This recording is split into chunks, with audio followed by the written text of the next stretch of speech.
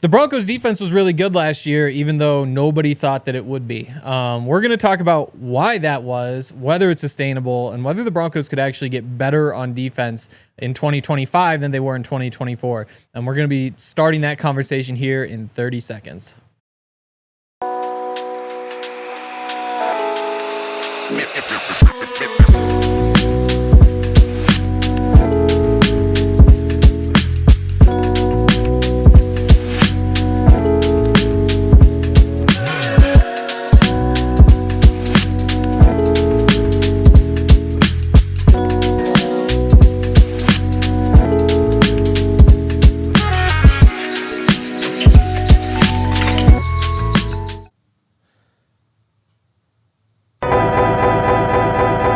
This is the DNVR Broncos Podcast, live from the Toyota Lounge, and we've got some big news here. Todd is back. After a week off, Todd is finally back. So sad that you were gone, Todd. How was your week? Everything was good, man. Had a good week. Can't complain. Happy to be back in the building. Yeah, let's get it going. Did you feel like you kind of got like backed up with like things that you need to say? No. Oh. No. I don't think I ran into that much. Because sometimes that happens to me. Like I'll just go to Montana for a week and I'll come back and I'll just have like all sorts of things I need to get out. Yeah. I gotta say I did take some time off of thinking about, the show. Yeah. So I did have a little bit of vacation. You weren't watching? I did watch it. I did watch. Oh, really? Yeah, I did watch. Okay. You guys did a good job. I thought it was great. Thank you. Wow, you haven't even heard about my tooth or any of that either. No, what happened? I've said it to them so many times. We can probably just talk after, but yeah. I mean, it was a good weekend. So you had surgery? Well, because I just realized no surgery, just Invisalign. Oh, perfect. Yeah, and since this stains the Invisalign, I can just walk around with a coffee all day and I don't have to wear it. But then your tooth won't get better. Yeah, but I don't have to. At least I don't have to wear it for an hour. Oh my god. Yeah. Yeah. Yeah, I guess we can just jump right in. I don't have too much else that I need to get off my chest. We can start with some news, though. Yeah. Sounds like the Panthers are going to cut Shaq Thompson, who's been, it's been like 10 years. He's been one of their starting linebackers. Yeah. An awesome prospect out of Washington, like played running back and played linebacker. I'm curious, do you know anything about Shaq Thompson? I've actually... don't know too much about him, but okay. I do know a little bit because when I was at Sac State, he was going to high school. Okay. In Sacramento, and I think the high school championship game was held at Sac State, and so some of us went and watched. And I think he played quarterback at the time. Yeah, he played something on offense. I thought it was mostly running back, but some of those guys, they just move around. Yeah, so he was talented coming out of high school, and then, of course, like you say, he's been with the Panthers for all those years, even going back to when they had Thomas Davis and Luke Kuechly. He was like the third linebacker kind of rotating in. I actually did talk to Josie about him this year, and he had nothing but good things to say about him and the way he played and things like that. So I know he probably won't be on the market for too long, so I'm going to pick him up. Yeah, I'm curious because it's like 2022, maybe his best season like of his career. He was 28 at the time. He's played 6 total games the past 2 seasons. Yeah. About to turn 31. Any temptation there? Like, could he just be like a nice little patch stopgap guy? Yeah. It's tough. You start getting older. 31's not old by any means. Okay. But you start having those injuries and season-ending injuries. And I think he's had 2. You said the best 2 years. So it's always tough because the thing about those stopgap guys is you have to play. Like you're just holding this position until we find like our guy. But if we bring you in and you are hurt and can't play, then you're not a stopgap. Defeats the purpose. Yeah. Because like realistically, you'd bring him into camp and say like, okay, you're probably the starter, but maybe Drew Sanders pops. It's like, and if Drew winds up winning the job, we'd love to see it, but it does defeat the purpose if Drew just isn't ready and he has to play because you can't play. Yeah, you got to be healthy, man. That's the biggest thing about being a football player in the NFL. Injuries are going to happen, but how quickly can you recover? How quickly can you get back on the field? Mm-hmm. And then how long does it take you to get back to yourself? Because everybody's going to need a game or 2, maybe even 3, to get back into the swing of things and really perform the way that they want to. One other piece of news, not Broncos related, but there's all these rumors now that the Rams might trade Matthew Stafford. Yeah, I saw that. That's crazy. They're going to allow him to gauge the market, I think is what they said. That's wild because he had a good year last year. 20 touchdowns, like 8 interceptions. Yeah. I think he really was the catalyst for. I mean, that team was not Starfield. I mean, you have a couple good players, but we talked about Cooper Kupp missing like significant amount of time. Puka Nacua had a good season, but it wasn't as good as his rookie year. Yep. Like, I think Matthew Stafford is still one of the best quarterbacks in this league, which is crazy. But yeah, if he's on the market, I don't know what the Rams are going to do at quarterback then. Yeah. I mean, there's rumors that it could be like Sam Darnold or something like that. But it is kind of crazy. I mean, they gave the Eagles the best run of any team in the playoffs last year.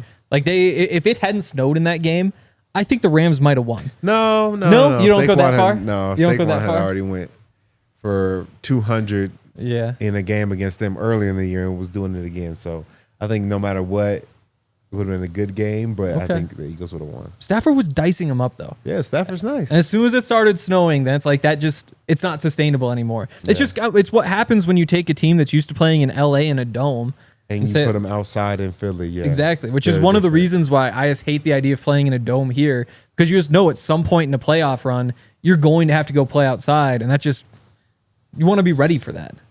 Yeah, but you only need like a couple practices to do it. Because even in LA, their practices, if you practice outside, you'll still never be ready for it. At least us, we can practice outside, get our body right, and prepare for it. We don't need to have, 5 out of our 8 games in cold weather just to prepare for one game. And you know what I'm saying? You just wind up playing a different style of football, though.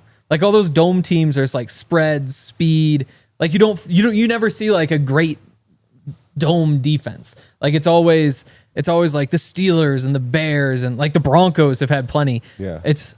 I feel like there's just something that comes with playing outside that you lose when you play inside. I think it's all based on what conference you're in. True. More so than it is about like what stadium you're in. Yeah. Because you go to certain conferences, they're air them out conferences. Totally. And there's conferences like still run downhill. Like you go to the Pittsburgh Steelers and the Ravens, like you're going to get punched in the mouth. And I don't think it's because they play outside. I think it's just like their brand of football. Yeah. Versus the Chargers, that's an air it out conference. Everybody wants to you throw put the the Chargers in the NFC, they could be great. Yeah. Yeah.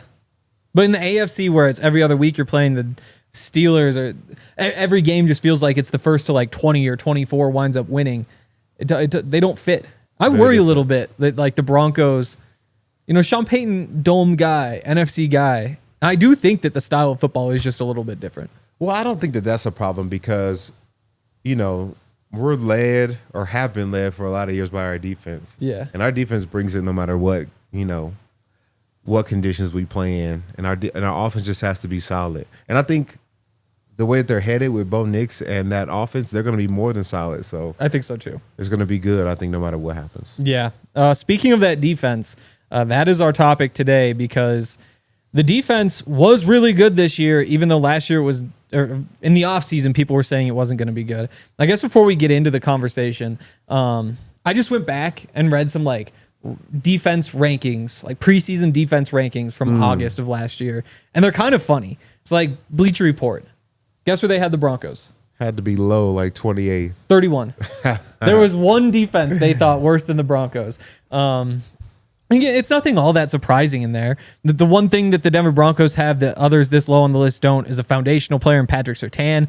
Great cover corners are hard to find, and Surtain is the real deal. Outside of him, things get a little less exciting. They traded for John Franklin Myers, signed Levi Wallace and Cody Barton. However, they also lost Josie Jewell, released Justin Simmons, so it's hard to feel like they're markedly better from the offseason. Jonah Ellis could be an early contributor, but this team still feels far from putting it all together.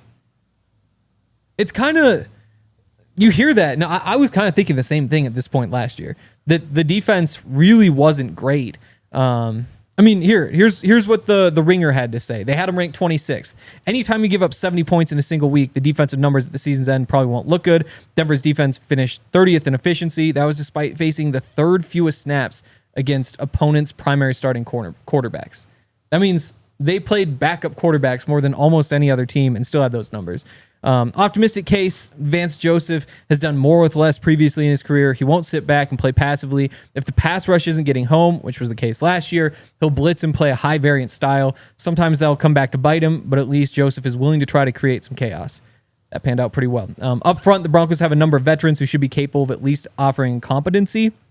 Patrick Surtain's arguably the NFL's best corner. Overall, it's underwhelming. They lack talent. I think there's enough here for Denver to be a little better than it was last year. Again, that's 26th. The underdog had him 30th. Pat Surtain, probably best cornerback in the NFL, but they lost their experienced Pro Bowl safety, didn't have cash to spend on notable upgrades. They were 29th in pressure rate against the pass, which is crazy to think back on, and 32nd in yards before contact against the run. Also, like, they gave up 5 yards per run the year before. It is pretty crazy how much so many of those stats flipped around.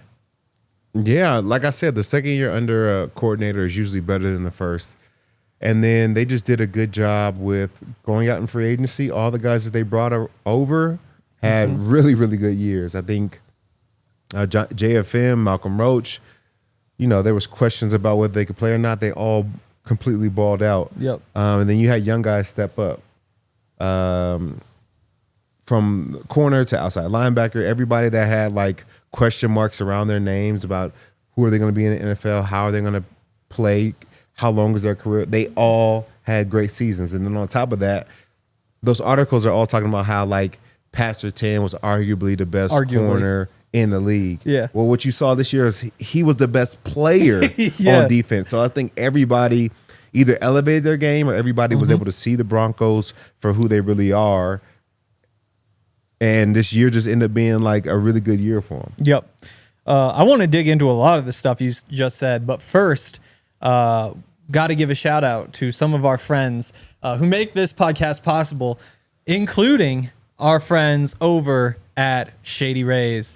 Shady Rays is just the best. I was skiing last weekend, not this last weekend, the weekend before, in Winter Park, and there was a guy wearing Shady Rays goggles. Lexi was like, "Wait, I didn't know Shady Rays made goggles," and I was like, "Well, you must not be listening to the podcast because we say every time they give." And people, the guy seemed very happy when I saw him, so I'll count that as another 5-star review. They have 5-star reviews by over 300,000 people. That number just kind of keeps going up, as you'd expect it to, with a great company like Shady Rays.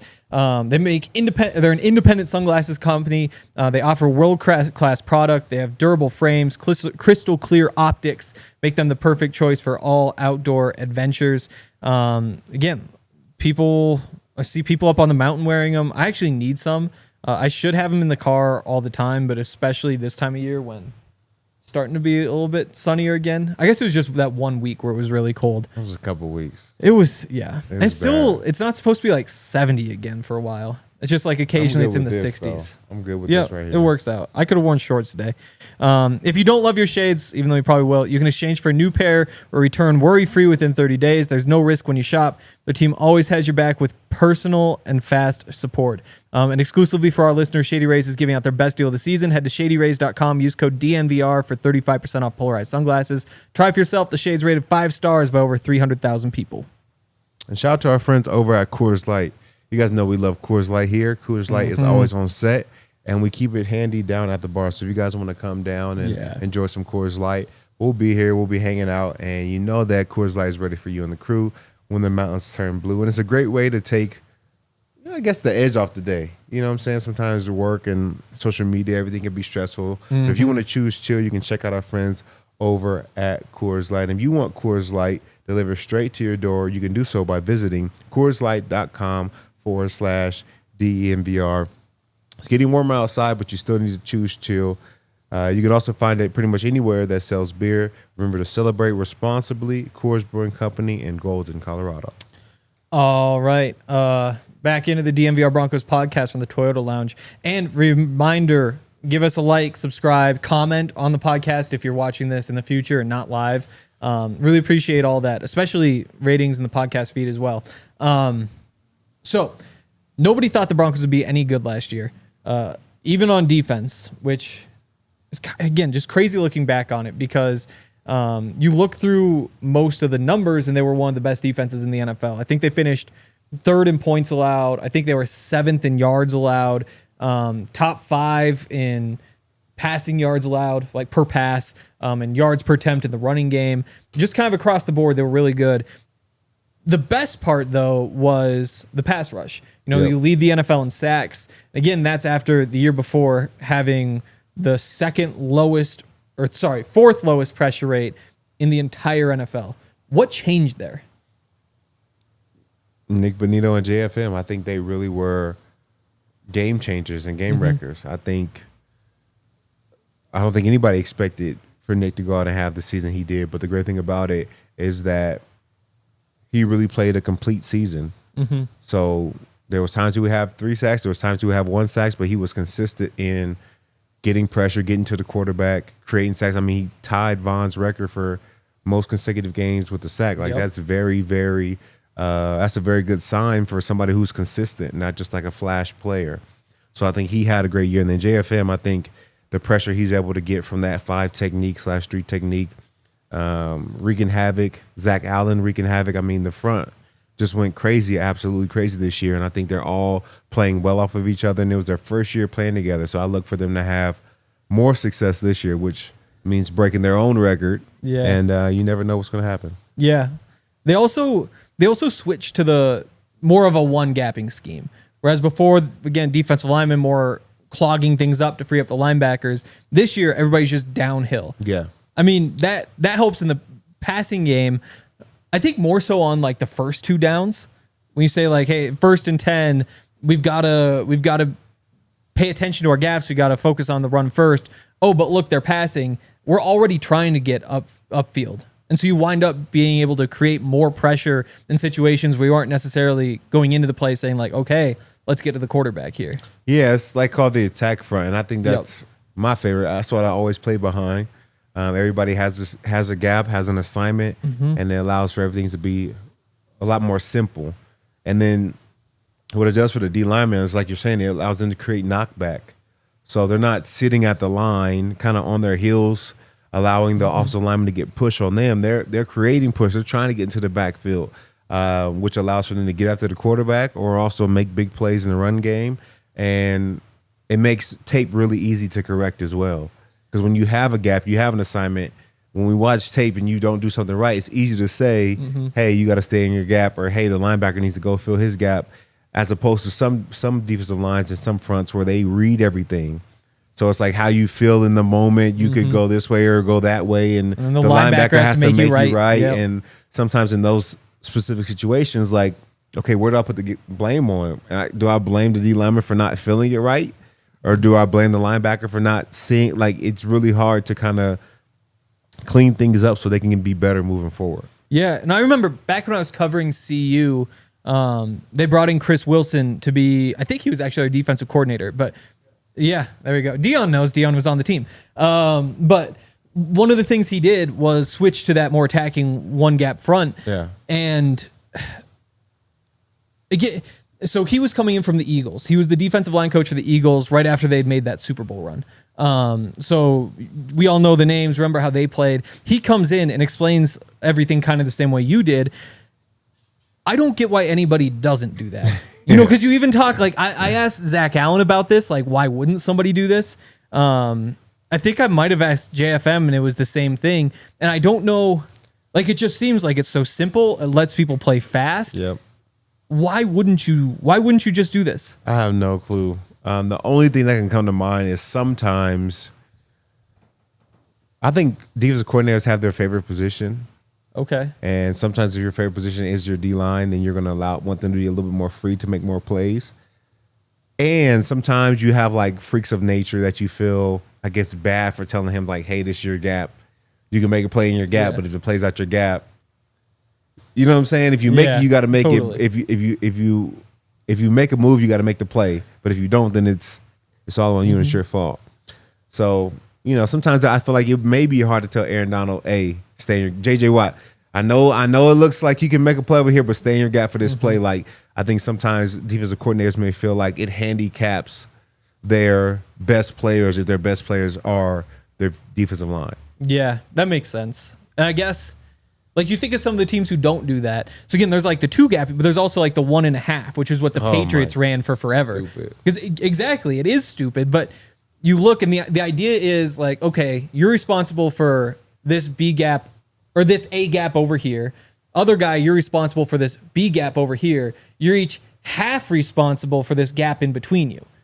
And so if you're playing this gap, but also you're aware that you need to be able to like help out over here and the other guy's trying to help out over there as well, one of you makes the play and you can kind of create a numbers advantage. But at the same time, it's just so complicated. It doesn't seem like it would work. Although, again, the Patriots obviously made it work, and they run all those weird like hybrid fronts with the 3-4 that goes to the 4, all that sort of stuff. I guess this is more so a few years ago.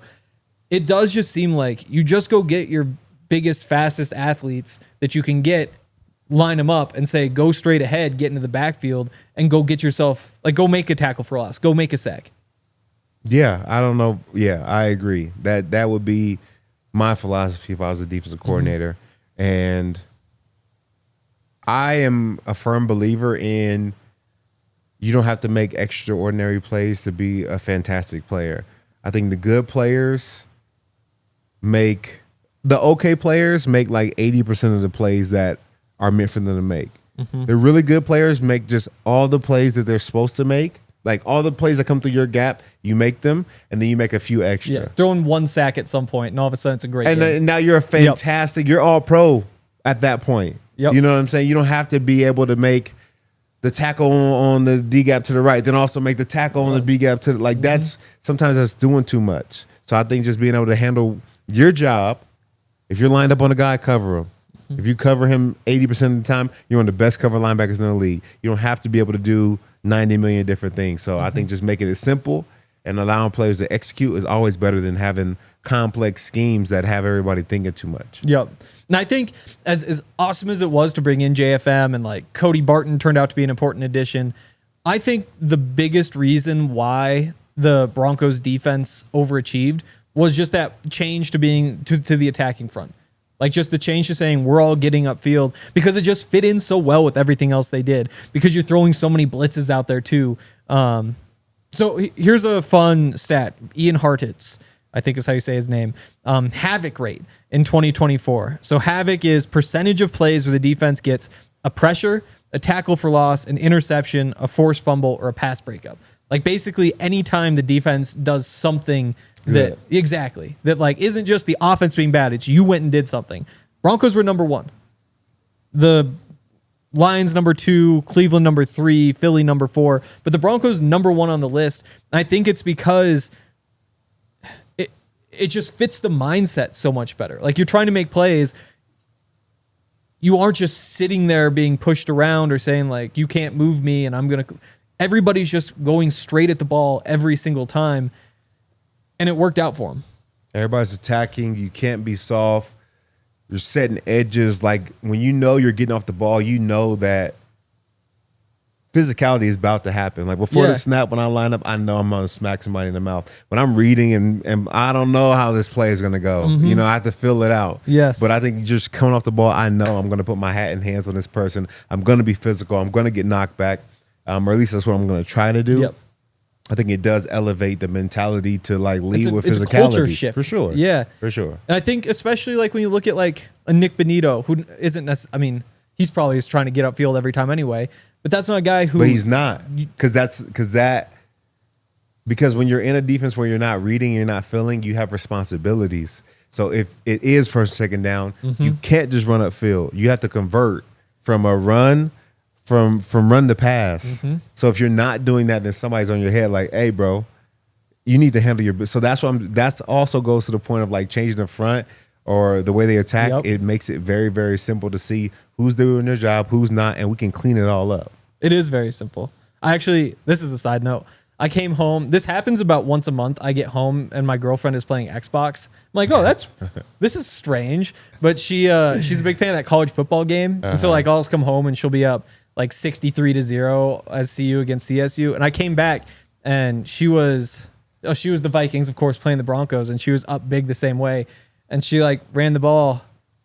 Or no, she was playing defense. She's like, I don't know what to do. I was like, it really is this simple. It's like, look, where's the one gap? You're this linebacker. There's this one place you need to be. And if I can explain that to my girlfriend who has no business knowing it, it really is that simple. And it's nice when you get to watch. It's nice when the Broncos are playing against those fronts as well. When you go back and watch the Broncos offensive line, because you know what they're trying to do and you know you're trying to stop it. Like it's very, it can get very convoluted at times.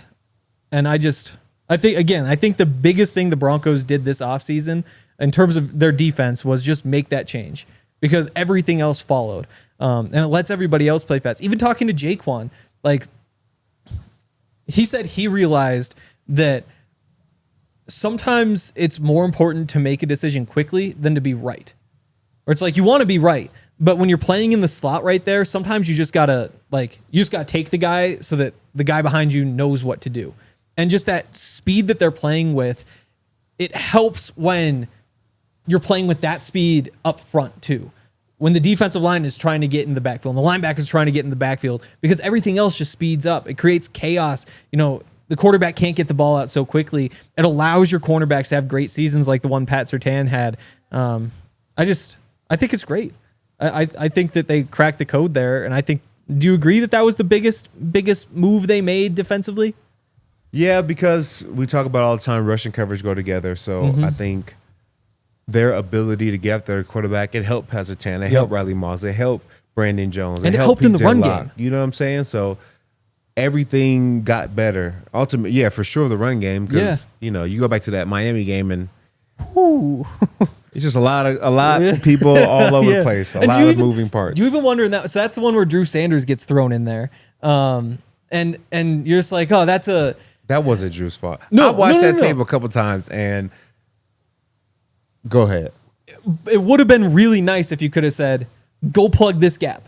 If you were saying this is your first time really playing the NFL, your job is just to plug this gap. Now it's to plug this gap. Now it's not. Instead, you're saying, like, you got to read things a little bit. Like, it makes it easier to fit new guys in when you're asking them to do simple things. That game, for me, it felt like it was all the edges. Yep, that's fair. It's just like we couldn't get to the edge. Yeah. Like, even if we had somebody lined up on the edge, they would get the edge. Or we couldn't flow fast enough to get to the edge. It didn't feel like they were necessarily cutting us up with inside run game. It just felt like everybody was running, and they took off when they got the football. Once they hit the edge, it was like, well, I guess we'll see them in the crib. Broncos need a guy who can get to the crib like that. That's a different podcast, though. That's a different podcast. Let's keep going. I have a few more. This was Pat Surtain's best season, right? It had to be. Yeah. Was Pat better than we expected? It's tough. I think he was better than others expected, but I think this is what we expected from Pat. Well, I do think he did more. Got more turnovers, which really helped him, because I think when you're a DB and you're going for some of those, big time awards, like the game changing plays, what people remember, like he locks down people all year long. That's what he does. But I think the pick six, the 2 picks in the Raiders game, those were really pushed them over the edge. So I think we expected it as Broncos country. Now everybody else knows, Yep. Yeah. You know what? Let's hit this break. Because I wonder if this is the high watermark for Pat, or if there's more in the tank, because it's just tough to believe that he could get any better. I think that's kind of true of a couple guys on the defense. We'll get into that in just a second. First, though, got to give a shout out to our friends over at Bet365. I made a really good bet. I should have pulled it up so I'd have it all ready to go. It was on the way back from we watched a U.S.-Canada hockey game here at the bar, and I was in the elevator on the way up. This is like mid-game, I took LeBron to score 40, Austin Reeves to score 30, Lakers to win, and Rue to have 12 rebounds, 35-1. Hit that one after I hit the Canada bet right before. I was like, yeah, I've got a couple bucks I'm going to throw on this. Nice. And took that one, used a boost, and made a whole lot of money. LeBron got fouled with like 2 seconds left, made both free throws to get to 40. I was like, yep, that guy, if he's close to 40, he's going to find a way to get 40. He loves his stats. Bet365 has a whole bunch of different offers, more than 10,000 boosts every month. Right now, if you sign up, you can use the code DNVR365 and you get $100 in bonus bets when you bet $5, win or lose. So again, use the code DNVR365, deposit $10, place a bet of $5, get $100 in bonus bets if your bet wins or loses. Bonus bets can be used on the spread, totals, player props, futures, and more. Whatever the moment, it's never ordinary at Bet365. Must be 21 or older, physically located in Colorado. Please gamble responsibly. If you or somebody you know has a gambling problem and wants help, call or text 1-800-GAMBLER. Terms and conditions apply. And shout out to our friends over at Toyota. If you guys are in the market for a new car, I've never noticed that Toyota right behind us. No, right there. Little 4Runner. We're balling right now. If you're looking for a new car, you gotta check out our friends over at Toyota. From the 4Runner to the Tundra iForce Max truck, they have SUVs, they have the Prius. I mean, everything. You can't go wrong with Toyota. They definitely take care of you, and they're great for Colorado. I don't think there's a car that screams Colorado more than a Toyota. Nope. Great in the snow, great in the mountains. Check out our friends over at Toyota. And we want you guys to visit your Front Range Toyota stores at a location near you, specifically the Auto Nation Toyota, Arapahoe and Centennial, the Corwin Toyota in Boulder, the Groove Toyota in Littleton, Mountain States Toyota in Denver, Stevenson's Toyota East in Aurora, and Stevenson's Toyota West in Lakewood. And shout out for being the official vehicle of DNVR. Toyota, let's go places. All right. Reminder, DNVR Broncos Podcast. This is the Toyota Lounge. And please give us comments and and do all those sorts of things. It really helps us out. Good comments and good reviews. Yeah. Yes. Nice. All right. So there were a few guys in particular who stepped up last year. So Pat's one of them. Pat, I think, played even better than he had before, which is crazy because he was playing really well before. Nik Bonitto, obviously. For sure. Riley Moss, I guess we didn't know what he was, but we found out that he's pretty good at football. I think I worry a little bit about those three guys in particular. Maybe worry is the wrong word. It's tough for me to imagine them having better seasons in 2025 than they did in 2024. If Nik Bonitto gives me 14.5 sacks again, A+. You know, if he gets to 15.5 though, I'll be kind of surprised. Why? Because it just that's a big number. You know, it's one of those things where you just need a little bit of luck on your side to be able to do that. You look at the Broncos defense as a whole, even third in points allowed. You could have a really, really good year again next year and still kind of fall off a bit just because it's so hard to get all the way up to the top. 14.5 sacks is crazy. So you think he's a one-hit wonder? No, I don't think he's a one-hit wonder. I just think that I would say 14.5 is more likely than 15.5. I think even 13.5 might be more likely than 15.5. Because that's, again, you need everything to go right. You need health. You need all sorts of different things. You need to be the guy finishing those. How many of those was Zach Allen a step away from being the one who gets the sack? Well, the Broncos are going to be healthy because they're the healthiest team in football last year. Wood, though. That's what they're going to be. That. The reason why I feel like Nik has not reached his ceiling yet is because for a couple years they were trying to figure out where he would be best. And even when he had good games, you always felt like there was more for Nik Bonitto. And I feel like last year was the first year he was like, oh, I figured it out. I figured out how to rush, the quarterback in the NFL. And so I feel like that understanding is going to allow him to play better, not that he's hit his ceiling by any stretch of the imagination. TJ Watt and what he does year in and year out, people expect good things from him. Nobody says, oh, that was probably his ceiling, and that's the highest amount of sacks he's going to have. Yeah. You always expect for TJ Watt to find a way to make more plays, find a way to get more sacks, find a way to do more. He's always in the conversation for Defensive Player of the Year because he understands how to play outside linebacker in the NFL. And Nik Bonitto has the talent. He has the get off. He has the intangibles. Now I feel like last year he figured it out. So I expect for him to do more, not less. Okay. I don't think he's reached his ceiling. I think he'll keep getting better. I have a tough time believing the stats are just going to keep getting better. Because if I was Nik, I would go into this offseason saying okay, pass rush is there. Let's make sure, let's add another 10 pounds even. I know he spent last offseason. What are you talking Maybe about? It's not pounds, just strength. Being big on the edge, being a better run defender. He's good on the edge. He is. The strong side defender is Jonathan Cooper. Yeah. So we don't need Nik to be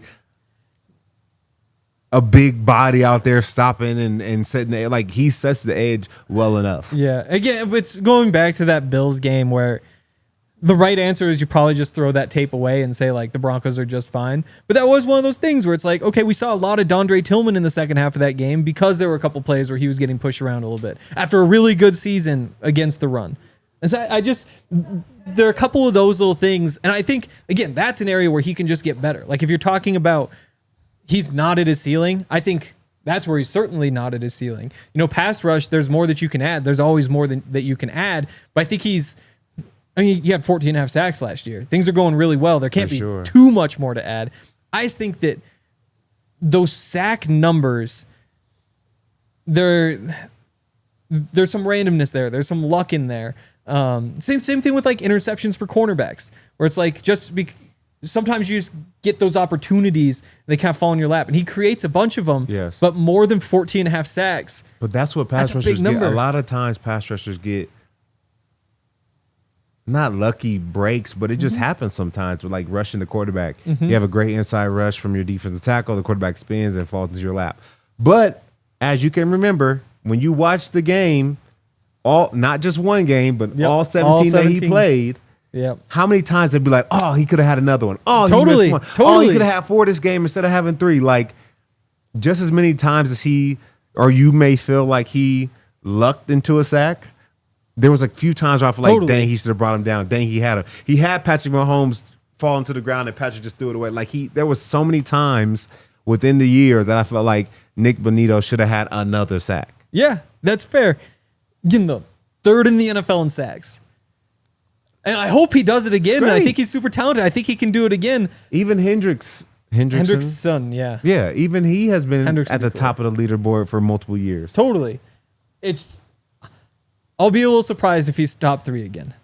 All right, you're a hater. Yep, that's fair. I know I'm a hater. Document it. But again, there's so many good edge rushers out there. Number 3 is really good. I think, again, the bigger point is Pat Surtain, he's a young player. He's going to keep getting better.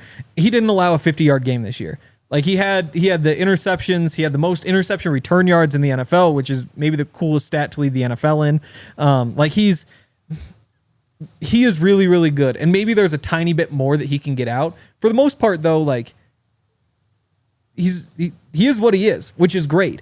I think Riley Moss is another one of those guys who played really, really well, and I don't expect him necessarily to be better next year. He's another one where I say, like, just give me exactly what you gave me last year, and I will be thrilled with that. Same with Nik Bonitto, same with Pat Surtain. And I think when you go through this defense, there are a lot of those guys who they exceeded expectations. They came close to like maximizing their opportunities.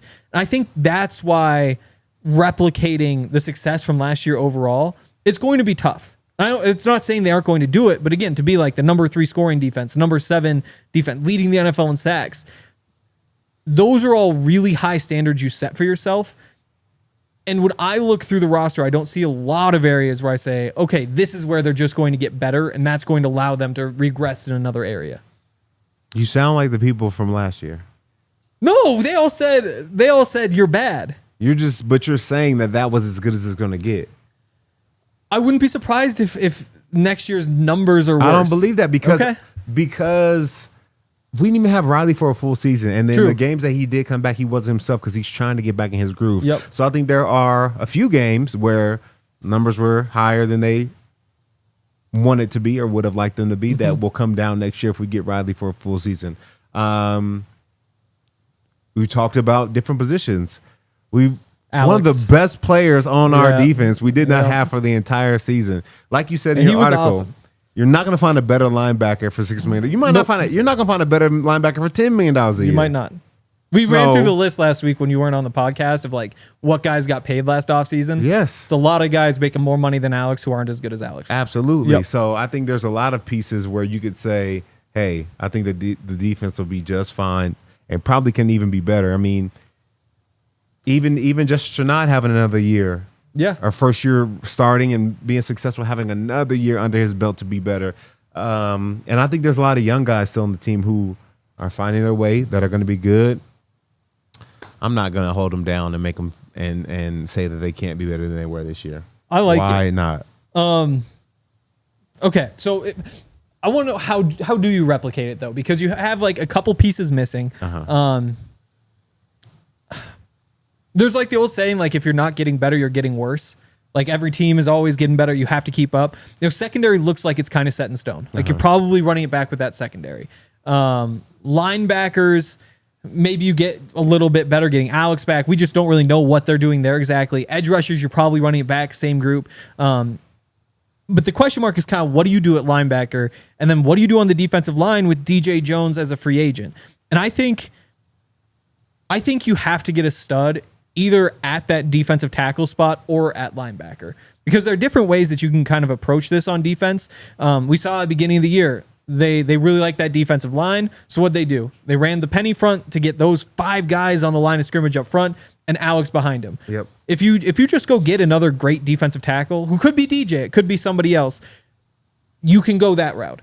If not, and again, maybe you'd prefer to not be in that penny front. I don't know. Maybe they really liked it because it was obviously working. You could go get a linebacker and say like, okay, we'll take one of these defensive linemen off the field, replace him with, like a Zach Bond or a Nik Bolton, and say like, you're just going upfield over and over and over again. Like you're shooting this gap. And it kind of has that same effect almost that a defensive lineman would playing out of that penny front. We were rushing 5.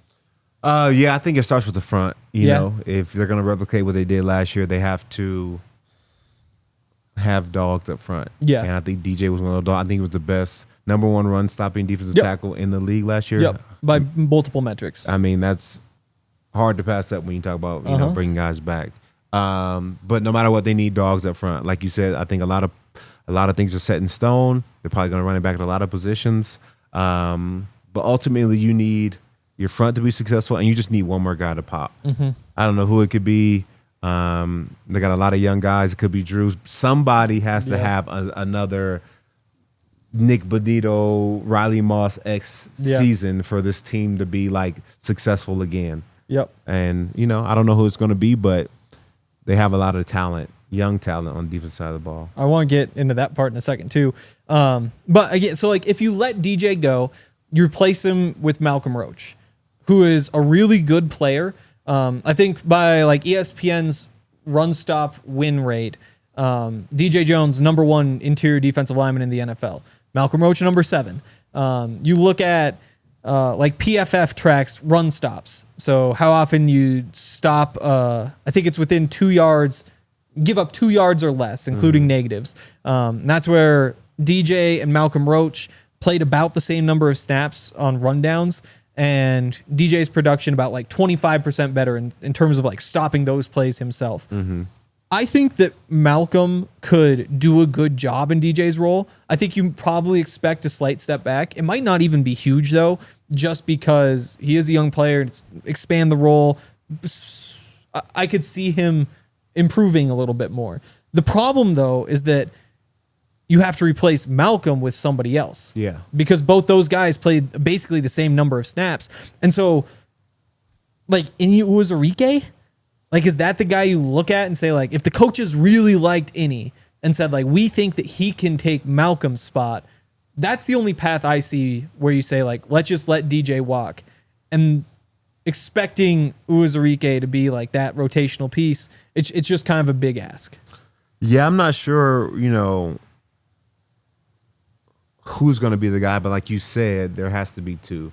Like that defensive tackle rotates so much, and it's such a demanding position. You can't play, 70 plays a game. Your body might fall apart. So they have young talent on the staff, like you said. They have DJ Jones as an amazing first option. They have free agency. I don't know what they're going to do, but they're going to need 2 for sure.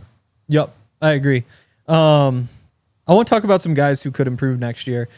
First, though, got to give a shout out to our friends over. Oh, wait, we actually don't have to do this. Shout out to everybody. Oh, no. Yaya's upset over there. Let's just dig right in. I think you brought up Drew Sanders as a guy who could pop, but I kind of agree that maybe they go out there, maybe they draft safety in the first round, something like that, and you have a new piece, somebody who could add something fresh and surprise, become like an all-rookie type player, Pro Bowl type player. It seems like you're probably going offense in the first round, though. When you look at the free agents, Like there's a chance that they go get 2. Like they could add like an awesome defensive tackle and a linebacker or a safety. It feels like you're probably just getting one of those guys, and that's kind of like your DJ Jones replacement, whether it's up front or whether it's at linebacker. In terms of just adding talent, I don't think this will be a big offseason for the defense, in part because you're already so good on the defensive side. And that's why I think somebody has to take a big step forward. Who do you think, in terms of anybody on the defense, is most likely to take that big step this year? Man. I think I've seen promise from a lot of guys. But we could talk about another position that rotates a lot. Jonah Ellis. Yeah. I feel like has the potential to really be sensational in his second season. He's going to rotate a lot on the edge. I think he also gives you a little bit of versatility where he can play off the ball a little bit more than anybody else in that outside linebacker room. So I look for him to have a really good year. I think he was productive in his first year, and I think that he hasn't hit his ceiling by any means necessary. So I think he'll pop for sure. You mentioned Drew Sanders. I'm not sure where they're going to play him yet, but I think that he is talented. He's big, physical, athletic. There has to be a spot for him to play for sure. So those are 2 guys who I think really can make a jump in the next season. Yeah. I mean, it's obviously great that the Broncos have been as healthy as they are, but sometimes when you have an injury, that gives somebody else an opportunity to play. I mean, think about Justin Sternad. Again, it's a guy who, because of injury, was able to play a bunch of snaps this year. He got better. I think he looks like a guy who you certainly don't mind having on the field. Like maybe he's not to the point where you're excited that he's your starting linebacker, but now you know, like if he's your third linebacker, you're thrilled because he's one of the best third linebackers in the NFL. The tough part to me is that, like, I think Jonah's a great pick. I think Drew's a great pick. I think Dondre Tillman did some really good things. They also all play, or potentially could all play, the exact same position. And you already have 2 guys you're paying who you really like in front of them. You kind of have a log jam at outside linebacker. And I wonder, I think on a different team, Jonah Ellis would have played so well in, like, let's just say a first half of his snaps this year, that he would have had such an expanded role that he maybe would have flourished a little bit more. It's just tough to see the path right now because there's so many guys kind of fighting for snaps there. There are a lot of guys right there in that position, but we talked about they rotate so much. They do. And when you get into a situation where you have 3 really good ones, the third guy plays a lot. Yep. Because, some downs I'm coming in for Coop, some downs I'm coming in for Nik Bonitto. And then when we look at the stats, oh, shoot, it looked like everybody got a third, but I came in and played outside linebacker on the right. I came in and played outside linebacker on the left. Like, I'm giving everybody a break, even though I'm working like a dog. It allows him to play a lot more. Special teams too, probably. He's going to play special teams for sure. So I think as he continues to progress, there are ways to get him on the field for a considerable amount of downs without taking out, one of your 2 guys that you feel like you're paying well right now. Let's get even deeper. So Jonathan Cooper, your strong side. Yep. Nik Bonitto, your weak side. Jonah Ellis, probably weak side. Okay. I agree. Jonah's a big body. I think Dondre probably strong side though. For sure. What about Drew? I mean, just is it as simple as bigger both? than everybody, but I think he can do both. Yeah. Yeah. That is, I don't know. And he might be inside too, so also true. Then that's less of a logjam, and then you're really only talking about 2 that you're paying well. 1 you drafted high, and another guy who is more a promising undrafted guy. Yep. So I guess if Dondre is the one guy who I agree is kind of like locked into the strong side, it probably means more snaps, ideally going to the weak side for those other guys. And then you decide who do you like more on the weak side. And that could be, we'll find out in training camp who plays better. For sure. But eventually, there's a lot of guys right there. I go to Jaquan. I think he played great in those last, 2 games that it was that first season. I believe I think he was a rookie. The next year he comes in and plays great. I think this year I was a little bit disappointed, but I think that's just because my expectations were another step forward. I think what we saw was he still did some of those things that he did before, like blitzing off the edge. He was awesome in the run game. He was awesome taking on blocks, playing against screens, all that sort of stuff. He's one of the 5, maybe 10 at worst, best slot cornerbacks at those sorts of plays around the line of scrimmage. The coverage is where I think that he could just tick up a little bit more. And it's not that he was like a bad or a liability or anything, but you just didn't see those swatted balls the way that you did the year before. And so I wonder if there are more plays out there for him this year. I wonder, he was also like wearing the like a brace on his arm, some of that stuff. I never asked him if that's like a health thing, or I thought it looked cool, especially when you're hitting guys, it might make sense. But I think Jaquan could, I don't want to call it a bounce back year because he was still good. But I wonder if he has a year where he kind of gets back into that, like, wait, is he one of the 5 or 10 best nickels in the NFL? Yeah, I think the reason why you want to say his production kind of dropped just a little bit is because they didn't ask him to do it as much because the front was so much better. Yep. Like the year before that, we can't get pressure. Jaquan, like, can you get us? And then he makes some crazy plays. He forced fumbles, sack fumbles, whatever it may be. He was making splash plays because they needed him in that role. But now his role has shifted a little bit, but I thought he played really well this year. Yep. But ultimately, I think as the years go on, the more he sits in coverage and he's able to pick apart opposing quarterbacks, he'll just keep getting better and better. Yeah, I agree. And I think that same thing applies to PJ Locke. I think you're not asking him to blitz as much because you're getting home so much. Yep. Again, before he was like a havoc player. You know, I think his first real snaps were that 49ers game a couple years ago, the night game. I think it was a Sunday night game. I could be wrong. But he forced the fumble at the end of the game that won the Russell Wilson Broncos, whatever, 11-10 game or whatever that turned out to be. Ever since there, he's making sacks, he's forcing fumbles, he's picking passes off, mostly in big moments. And again, that's just something we didn't see last year. And I know that was something that kind of weighed on him. I can't remember which game he got his first interception, but I remember talking to him after the game and him being like, this one feels really good because it's been so long. And like, that's my thing, is that I make plays, and to go half a season or whatever it was without making those splash plays, like, that's just a tough situation to be in. I think that with both PJ and Jaquan, that was always kind of the concern, is that like, these are undersized guys. They're undrafted because they don't have those athletic traits. But whenever we've put them on the field, they've made plays for us.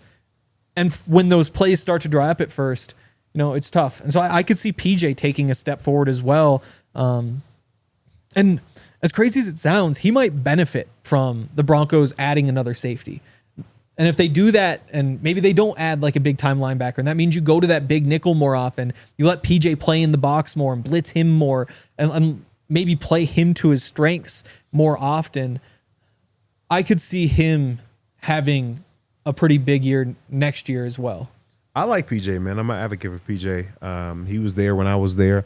That's right. Yeah, He's been there so long. He's been there for a while, man. It's tough to stick in stay places in the NFL. So when you see a guy, no matter what his capacity is, and you see him, oh dang, you've been there for 6 or 7. Oh, like, I think this is year 7. Yeah, there's something about this guy that they keep him in the building, so you automatically know, like, he's no slouch. He's a good player, and I'm always looking for him to do well. I'm always going to like want him to be successful. So why not PJ take a step? You know, so it was a new year for him playing, you know, with a new starting safety. So I think they're only going to get better playing as a tandem, you know? I think in the offseason, you get a chance to like step back, the coaches do, and kind of see what went well, what didn't. Because Brandon's somebody who he isn't the biggest guy. Yeah. Other than that, he's like an athletic, like traits type of guy. So if you want to play him deep, he can play like the middle third. You want to give up in the box, that's awesome. Like if you want to play him in man coverage against tight ends, he'll excel in that role as well. I think that versatility allows you to kind of come up with what is PJ best at, and then ask him to do those things. I had one more guy on my list, and it might be a crazy one, but Zach Allen, because he played so well, but there was that 6-7 week stretch where he didn't get a sack, and he came really close and was helping other guys get sacks. but he feels like maybe the level of play isn't all that different, but the production could just skyrocket, I think, next year. This is somebody who outperformed every defensive lineman in football last year and didn't get enough credit for it. But I think that, to your point, I think he could get, 1 or 2 sacks in that 5-game stretch that allows him to like maybe lead the sacks as far as defensive tackles and interior D linemen. But no, he is very, very comfortable in Vance Joseph's defense. He's played in it for multiple years. He played in it in Arizona. He's played in it here. And now you put other big men that can rush the passer around him. Like, you truly give him a one-on-one, because truthfully in the past, like, he's going to get the double team and everybody else gets one-on-ones, and then that's, how it kind of shakes out. But now you can't double team. We're running a 5-man front, a body on a body, and then when we do have an opportunity to double team, like, now you're thinking, okay, they got this guy Nik Bonitto coming off the edge. He got 14.5 sacks last year. Like, we got to find a way to stop him. So now I think that's going to allow for Zach Allen to have more one-on-ones, which one-on-one, you're not blocking him. So, I think, he's going to have another good year. I agree. Anybody else that you would add in terms of potential breakout players on defense? Chris Abrams-Drain, I think, had a good I like it. year when he came in. He didn't play a lot, did get an interception, did help when things were getting kind of crazy back there in the back end. But I think he's a good kid, smart, wants to play football. Really wants to play football. Yeah, can play at a high level. So I think, he has the potential to be, he's fast, he's sticky in coverage. And I think that was just a little bit of a taste of what he could do. And talking to him this year felt like talking to Jaquan a year ago, or even like the end of the season, the year before that, when he was making those plays. Where it's like, this is a kid who is just thrilled to be out there. Yeah. It's like a puppy who's finally like being allowed to just chase the ball around the yard. It's like, oh yeah, this is awesome. Cause I in that position where you feel like you got in the field, you did some good things. Well, you've kind of been there too. Yeah. You like, if this is me in year 1, just wait till year 4. Like, I'm about to be going crazy. Yeah, I'm in the NFL and I'm doing this. You're like, oh, I can't wait. So I think he's in that position that we're like, I had a good training camp. I had a good season. I played well on special teams. Like, this is my rookie season. If I can just continue to get better from here, like, I can't wait to get back to training camp. Do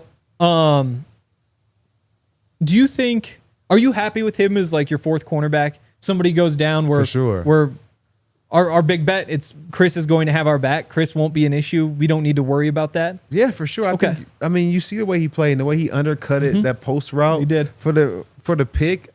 And that was at a time where we couldn't get a stop. Like, they were marching down the field on us. Like, that kind of helped spark us in the game. So, absolutely. Yeah. It's kind of like the same question with Alex Palchevsky, where it's like, are you happy? Like, you're betting on this guy to be your 3rd tackle next year. You lose a guy, and I'm more confident in Palchevsky than I am in Chris right now. And it's nothing against him. It's just, that's one of those spots where you're just going to get picked on over and over and over again. If you got to play 4 weeks and the first one doesn't go well, it could be a long 4 weeks, and that could be the difference between winning and losing. And again, I'm really high on him. I'd be curious. I kind of want to go back and watch Jaquan, those 2 games that he played at the end of the 2022 season, and then watch what Chris did this year and just kind of compare. Like, see, because my recollection is like Jaquan was just locked down, and he had the pick as well. Should have had another pick. No, he should have had the pick 6, but they called him down. That's what it was.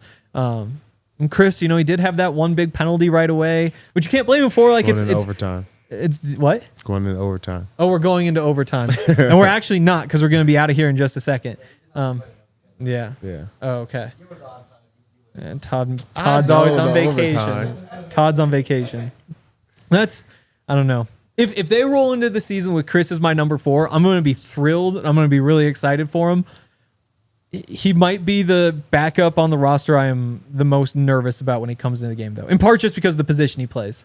So again, like, if we're talking like it's Justin Cernat as your next up at linebacker, defensive line's tough because like you're playing more than 3, but it's like that's Malcolm Roach right there. We talked about those edge rushers. Like, that could be the one spot. I guess safety's the other. We don't know what they're doing. Where it's like, okay, you're calling your shot a little bit, and I don't mind him calling their shot there. I thought he came in and did well. I don't see anything that's gonna make me nervous. Okay, fair enough. That's going to do. Oh, we actually just got a super chat right at the end. Can we pull that one up? Oh, there's actually 2. From Brandon Nadell. Manifesting this year, Todd is the future linebackers coach. Let's go Broncos. Let's do it. Keep manifesting. Except we would. I'll rock it with you. Yes. Another one for Brandon, who goes by Nade Hell, which is kind of cool. I'll see you guys in Denver when training camp starts. Need the whole DNVR crew to sign the custom Mitchell and Ness DNVR jersey. I didn't know you could get custom Mitchell and Ness jerseys. That is awesome. Yeah. No, that's going to be a good jersey. All right, that's going to do it for today. We'll be back tomorrow. Again, like and subscribe. Leave comments on the show. That helps us a lot. And, of course, like us, give us 5 stars, all that stuff on the podcast apps as well. Appreciate you all for listening. We will be back tomorrow. We all silly like the mayor.